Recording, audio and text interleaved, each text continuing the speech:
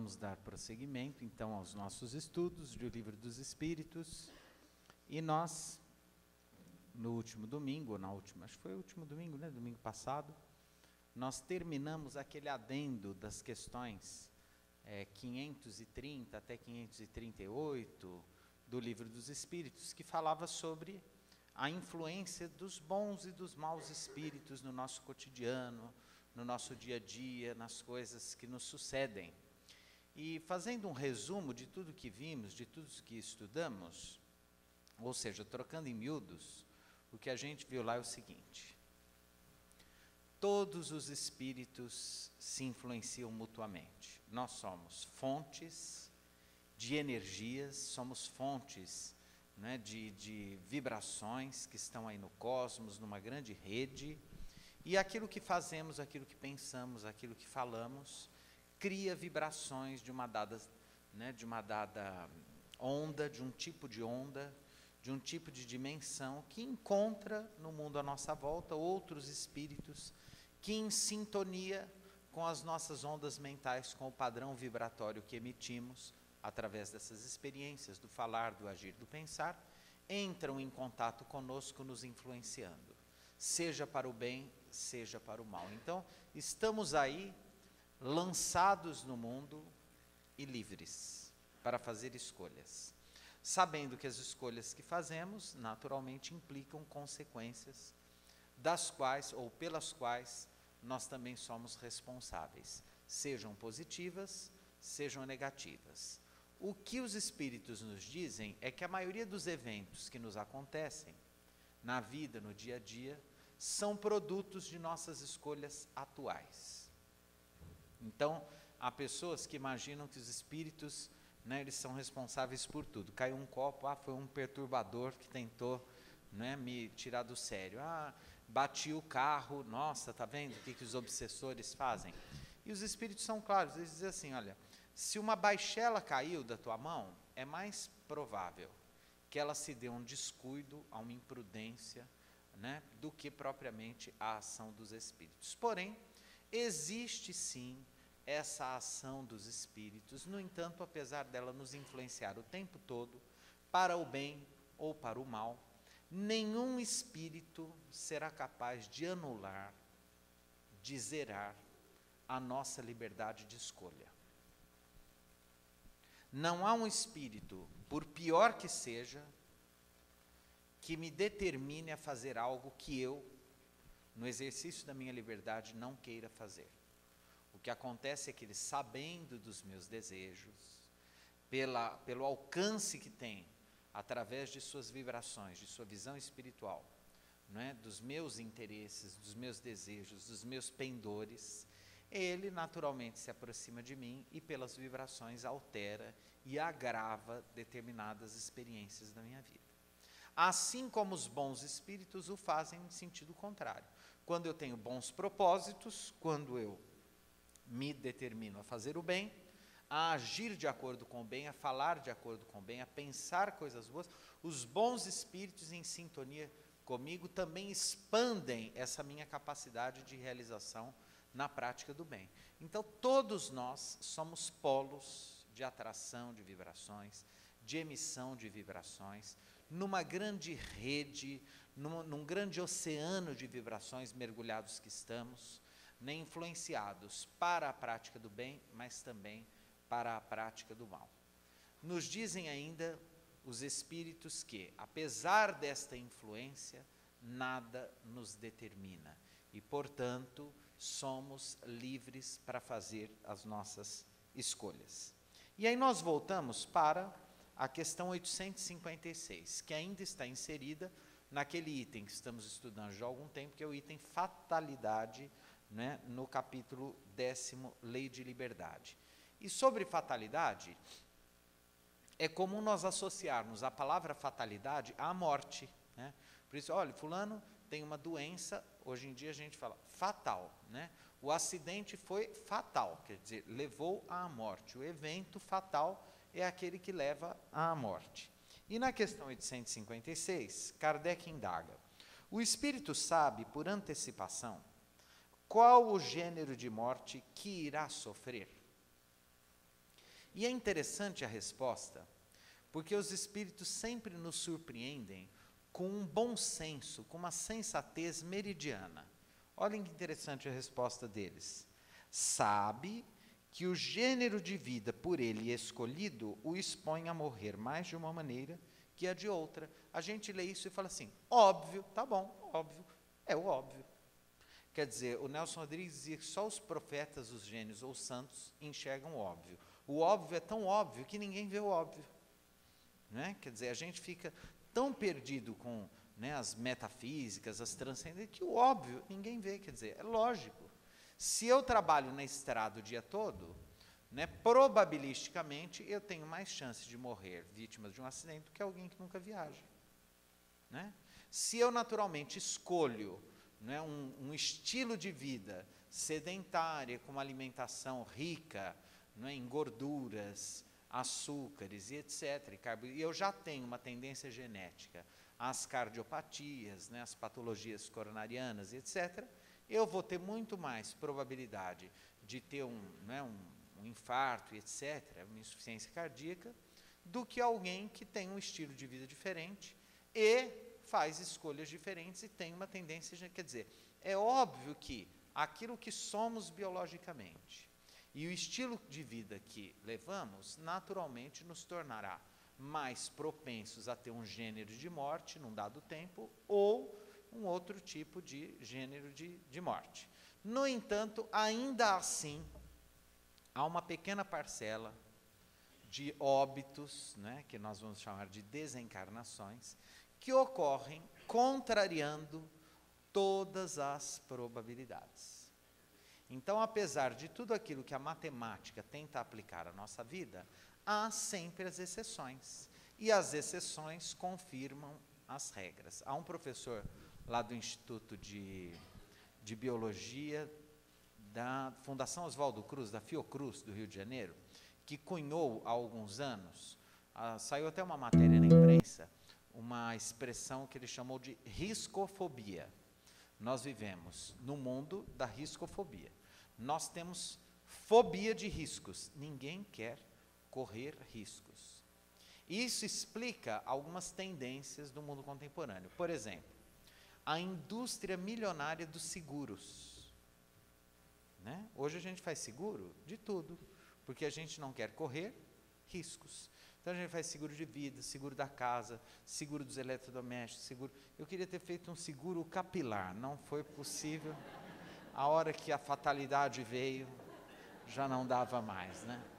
Mas, de qualquer maneira, tem seguro para tudo hoje, né? Tem seguro disso, seguro daquilo. Sujeito, a moça lá ganha dinheiro fotografando as pernas. Ela faz seguro das pernas dela. Sabiam disso ou não? Eu não sei quem na época, acho que foi em época de futebol, não sei quais dos Ronaldinhos, aí tem um monte, né? Tem gaúcho, nordestino, tem o fenomenológico, espirítico. Eu sei que o sujeito fez um seguro das pernas dele, quer dizer, se acontecesse alguma coisa, eu não me lembro, mas era assim, todo mundo se assegura, busca se assegurar de alguma forma, né? Nós, pelo menos teoricamente, queremos fazer tudo direitinho para evitar que a morte nos alcance. Né? Então, a gente vai ao médico regularmente, faz check-ups, procura ter uma vida saudável, fazer atividades físicas, não exagerar à mesa, não beber, né? Fazer aquilo que é mais difícil. Os médicos, uma das recomendações que eu acho mais interessantes é assim, ó, procure não se aborrecer. Não é assim? Prevenção das doenças cardíacas, do infarto. Olha, além de uma vida saudável, o mais importante é o seguinte, procure não se aborrecer, não é, doutor? Não é assim? Fácil, é simples assim, não se aborreça. Né? Fique de bem com a vida, tenha bom humor, procure sorrir, né? Não leve tudo tão a sério. Tudo isso faz parte de um conjunto de prevenções. No entanto, ainda assim, acontece de alguém, né, muito improvável, que não tem nenhuma das características, que tem uma vida saudável, né, de repente, desencarnar, vitimado, não é, por um evento fisiológico, inesperado, contrariando todas as probabilidades. Existe isso, professor? Sim. Né? É até assim, relativamente comum, né? Eu trouxe um consultor, um cardiologista aqui, né? Estou falando alguma bobagem, não? É isso? Mas, hoje, toda a medicina que se faz, principalmente no campo da academia, etc., é uma medicina baseada na matemática. Né? Não só a medicina, mas tudo. Né? Esses dias, conversando com um amigo médico, falou, olha, vai chegar um momento em que nós vamos ficar indignados. Por quê? Porque nós vamos, a hora que o ser humano realmente desvendar todas as possibilidades, né, genéticas, etc., que nós fizemos uma leitura total, né, da nossa constituição genética, a hora que nós dominarmos tudo isso, nós vamos ver que o componente genético é infinitamente mais determinante, principalmente para algumas doenças letais, etc., do que nós supomos que seja. Né? Então, de repente, uma pessoa que tenha lá, que traga na sua constituição uma tendência muito grande a determinadas doenças, mesmo que ela tenha uma vida exemplar em todos os sentidos, pode ser portadora de uma doença, ou de uma patologia, de uma lesão que o leve à morte, contrariando todas as probabilidades. Isso é um pouco revoltante? É. Porque como assim eu que faço tudo direitinho vou morrer de infarto? E aquele que abusou a vida inteira vai viver durante 103 anos e desencarnar assassinado por um marido ciumento? Como assim? Que coisa terrível. Né? Isso é revoltante. Né? Isso era, acho que era o Vinícius de Moraes que dizia, né? Você quer morrer? Ele falou, eu quero morrer com mais de 100 anos assassinado por um marido ciumento. Né? Isso é perfeito. Né? Mas assim, isso é revoltante? É. Então, vamos para a questão espírita. O espiritismo, ele vem justamente dar uma possibilidade de compreensão para aquilo que numa visão imediata, aparente, não faz sentido nenhum. Então, se considerarmos como assim, uma pessoa que faz tudo certinho, de repente é vitimada por uma doença letal, né? Ou alguém, né, que faz tudo errado, vive mais de 100 anos, como assim? Isso é injusto? Lógico que é. Numa visão materialista, imediatista, superficial, isso é absolutamente injusto. Como tudo quanto que se nos apresenta injusto, socialmente, né, intelectualmente. É muito comum, né, eu, quando estudava música, na adolescência, uma vez, ouvindo um grande violinista, se referindo a um outro grande violinista, ele dizia assim, olha, eu sou de uma geração de músicos, de violinistas que ganharam uma bolsa de estudo, é uma geração de grandes violinistas brasileiros que estudaram em Nova York, na Juilliard School, e foram discípulos de um grande professor que se chamava George Enesco, que era um professor suíço que morava nos Estados Unidos. E quem me contou isso foi um violinista chamado Paulo Bozizio, que hoje já tem mais de 70 anos, se referindo a um outro violinista brasileiro que é vivo, chamado Nathan Schwartzman. Não sei se alguém já ouviu falar. Ele é irmão daquele jornalista, o Salomão Schwartzman, que é economista. Foi um grande violinista. E o Nathan sempre gostou de tomar umas, assim, sabe? Desde a juventude. Ele era muito indisciplinado, mas muito talentoso. E um dia o Bozizio falou, olha, nós estudávamos todos na Juilliard e era revoltante, porque eu e os colegas, a gente passava estudando todos os dias 8, 9 horas de violino por dia, e o Nathan ficava no bar, bebendo. Aí chegava no fim do dia, ele pegava o violino, tocava lá meia horinha, chegava no dia seguinte, a gente ia tocar para o professor, e de 0 a 100, né, a nossa performance era assim, 70. O Nathan ia tocar, era 90. Como assim? Isso é injusto? Absolutamente injusto. Quer dizer, como que alguém, né, que lida até com certo desprezo, pode ser tão bom, pode ter tanto talento, né, e outros que se esforçam tanto, não tem. E aí entra a doutrina espírita. Como assim? Nós somos o resultado das aquisições que fazemos ao longo das nossas encarnações, estabelecemos um plano reencarnatório, um projeto. E nesse plano, nesse projeto reencarnatório, existe um maior ou menor acesso às habilidades que desenvolvemos durante as nossas encarnações pregressas. Então, se for útil para mim ter acesso, não é, a habilidades que eu desenvolvi nas encarnações anteriores, nessa existência, isso estará no meu projeto reencarnatório. Então, eu vou ter facilidades que outros não têm.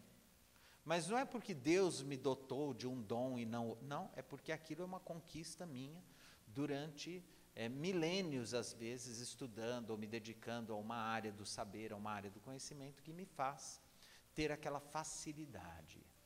Às vezes eu venho com a dificuldade porque eu pedi a dificuldade naquela área.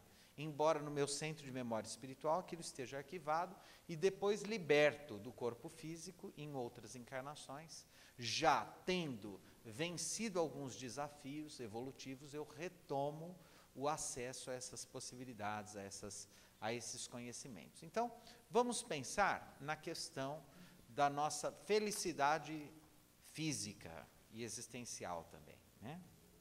Então, em geral, nós, no nosso projeto reencarnatório, trazemos algumas determinantes necessárias à nossa evolução.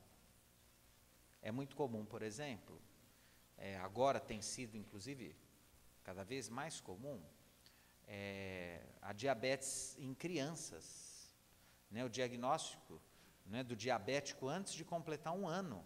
Tem sido, né, eu tenho visto vários casos, quer dizer, esse espírito, esse ser não teve nem ainda tempo de comer tanto leite condensado assim, né? Mas vem lá, né, a criança, não é, com um problema sério, né? Vem a criança diabética, etc. Quer dizer, como lidar com essa experiência difícil? Então, provavelmente esse espírito, devido a excessos numa outra existência, etc., ele imprime no seu perispírito determinadas características, porque o perispírito ele vai funcionar como uma forma de bolo. O nosso corpo físico é o bolo, a forma é o perispírito. Então, dependendo de como eu ajo, de como é a minha experiência no mundo, eu vou imprimindo no meu perispírito aquilo que eu faço com o meu corpo. Por que tem tanta gente com muita dificuldade para emagrecer, por exemplo, né? Em muitas encarnações, comendo, se você vai esticando uma forma, o que vai acontecendo com a forma? Ela vai deformando, vai ficando, né? Aí tem uma hora que, em determinadas encarnações, a gente vem, né, tendo essa determinante de ter que fazer dieta para criar novos hábitos, para aprender a se alimentar com parcimônia, etc., até a gente conseguir fazer o nosso perispírito ir voltando a um modelo mais adequado. E isso pode demorar algumas encarnações. Só isso? Não. Esses dias conversando com uma colega, que também é médica, que se dedica muito ao estudo da homeopatia e da medicina sob o ponto de vista espírita, etc., e ela dizia que, em contato com ela, o pai dela também era médico, aqui há muitos anos em Ribeirão Preto, e ela tinha muito contato com o Dr. Inácio Ferreira, que foi um grande psiquiatra lá de Uberaba, do Sanatório Espírita de Uberaba.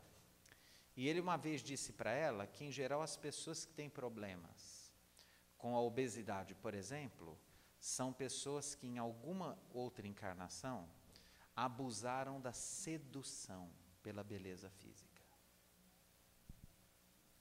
E como essa amiga é obesa, ela fala assim, às vezes até me vejo nos cabarés, né, mostrando as pernúteas e tal. E agora vem aquela dificuldade, então assim, né, provavelmente o sujeito usou da beleza física para seduzir um monte de gente, fez um monte de gente sofrer a beça, né, assim, abusou dos sentimentos do outro, etc., e na outra encarnação vem com determinadas características, né, genéticas, que o levam a determinadas ou facilidades ou dificuldades. Então, tem gente que tem um metabolismo muito bom, tem gente que tem um metabolismo mais lento, né? Tem gente que, eu conheço várias pessoas que têm uma alimentação perfeita, fazem uma dieta super saudável, mantêm uma vida de atividades físicas muito adequada e tem níveis de colesterol altíssimos. Tem, doutor? Estou fazendo alguma coisa? Ele está dormindo. Não é verdade ou não? Níveis de colesterol altíssimos, mesmo com dieta e atividade física, tem. Genética. Quer dizer, o que leva o raio desse espírito a reencarnar naquela família? Então, o que acontece? Os benfeitores espirituais, responsáveis por aquela encarnação, eles vão naquela família, selecionam, etc., do casal, do pai e da mãe, o material genético necessário para a produção de um corpo com as características patológicas ou de tendências genéticas que levarão a determinadas patologias necessárias para que naquela encarnação aquele espírito passe por aquilo, tente vencer aquilo, e vencer aquela situação é libertar-se, às vezes, para sempre, pelo menos daqueles dramas, daqueles complexos de culpa, que às vezes ele está trazendo há séculos. Então, de verdade, está tudo certinho. Quando a gente é surpreendido pelo sofrimento, pela doença, pela dor, pela expectativa da morte, pelas perdas de toda ordem, pelas frustrações, está tudo dentro do nosso projeto reencarnatório.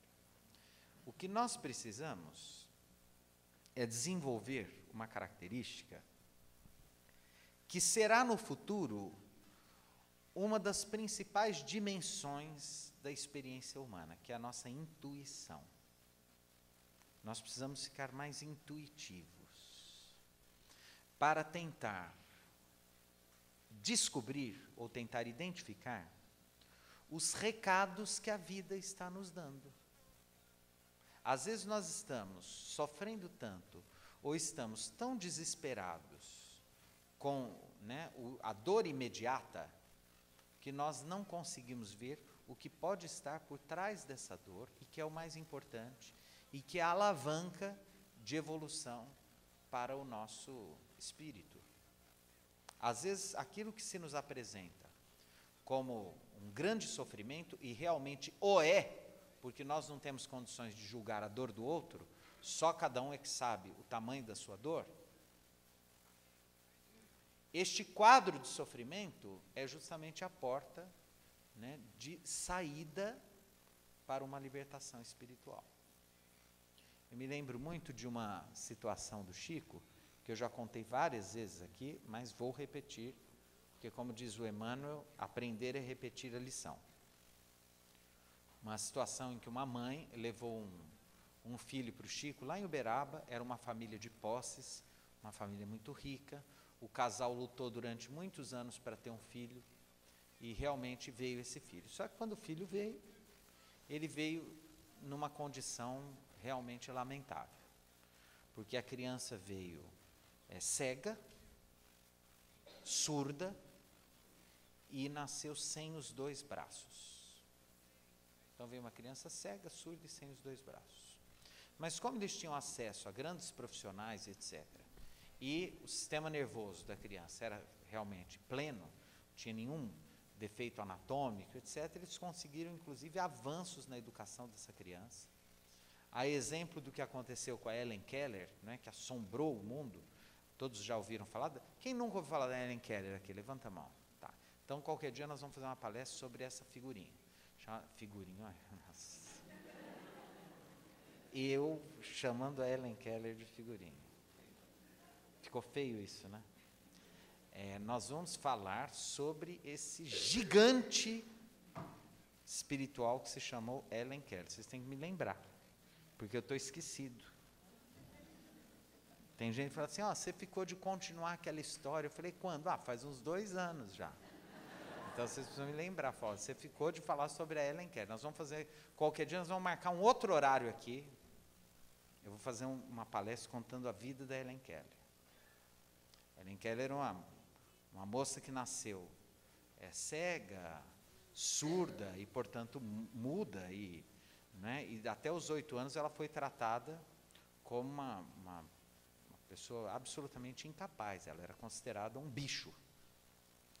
E ela foi entregue aos cuidados de uma professora chamada Anne Sullivan, e ela assombrou o mundo, porque ela aprendeu a falar, ela se formou, ela fez 2 ou 3 graduações, fez doutorado, aprendeu a viver sozinha, viajou o mundo a convite da Liga das Nações, na época, e foi a partir da experiência de Helen Keller que o mundo passou a dar atenção para os portadores de deficiência.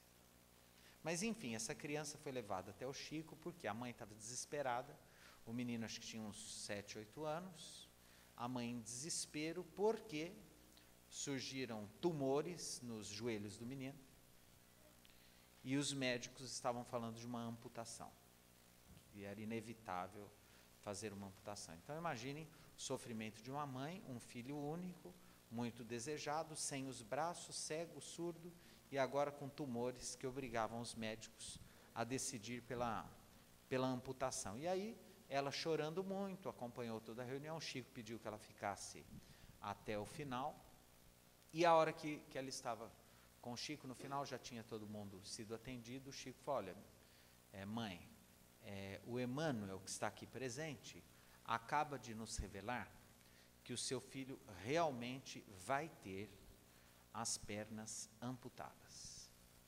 Por quê? Porque ele cometeu suicídio nas 11 últimas encarnações dele.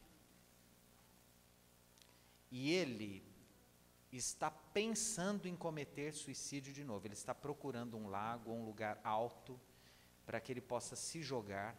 E antes dessa reencarnação como seu filho, no mundo espiritual, ele solicitou de joelhos que, se ele fosse tentado novamente pela ideia do suicídio, era para que a providência espiritual lhe tirasse todas as possibilidades de se matar novamente. Então, as suas pernas vão ser amputadas a seu próprio benefício, a seu pedido. Então, isso que a gente vê, e que num primeiro momento parece assim, ai, que horror, que injustiça, principalmente os grandes dramas da nossa vida, as grandes dores, são pedidos que nós fizemos antes de reencarnar. Nós solicitamos aquela prova.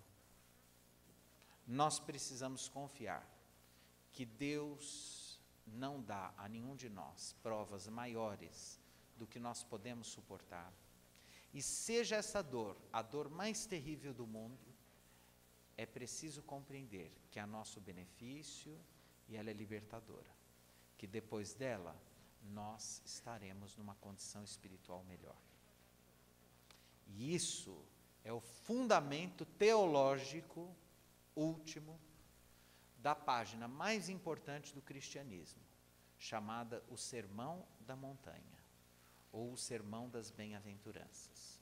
Quando Jesus, diante de uma multidão de sofredores, no entardecer, ele diz que são bem-aventurados todos os que sofrem, porque serão consolados.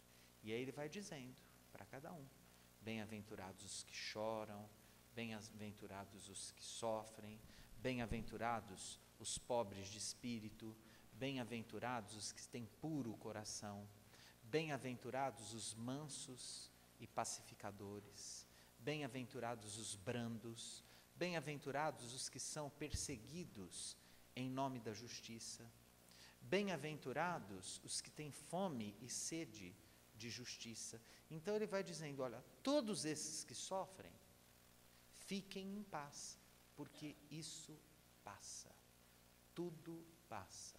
O mundo físico é o mundo da plasticidade finita, é o mundo da transitoriedade, é o mundo da impermanência, é o mundo que a gente precisa passar, né, entendendo que nada aqui é nosso e que a qualquer momento nós podemos ser chamados a prestar contas do que fizemos de nós mesmos. A nossa grande tarefa é sair da encarnação melhor do que nós entramos. A gente pode ter tido uma vida movimentadíssima, pode ter ganhado títulos, pode ter juntado fortuna, pode ter feito amigos, pode ter se divertido.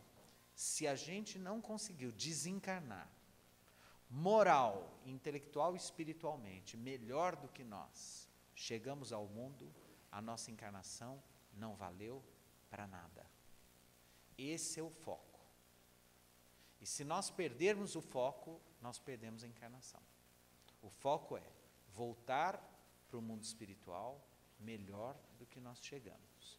E se nós estivermos com a consciência em paz, tanto melhor, porque como dizia, né, a Hebe Camargo, quando ela estava com câncer, ela falou assim, eu não tenho medo de morrer, eu tenho peninha. Interessante, por quê? Porque a vida é boa mesmo, é gostosa. Mas é assim, tem que voltar. Uns voltam mais cedo, outros voltam mais tarde. A finitude é da natureza da nossa existência. E existem apenas 2 momentos que são fatais na nossa vida. E isso está na questão 859 do Livro dos Espíritos. O momento em que nós nascemos e o momento em que nós morremos. Ou seja, que nós retornamos ao mundo espiritual. E é bom que, como diz o nosso Manuel Bandeira, né, quando ela chegar, essa que ele chama de a indesejada das gentes, né, não sei se vai me encontrar dura ou caroável, talvez eu sorria, talvez eu diga a ela, olá ineludível, pode a noite descer, o meu dia foi bom, encontrará o campo lavrado, a casa posta, tudo arrumado, com cada coisa em seu lugar.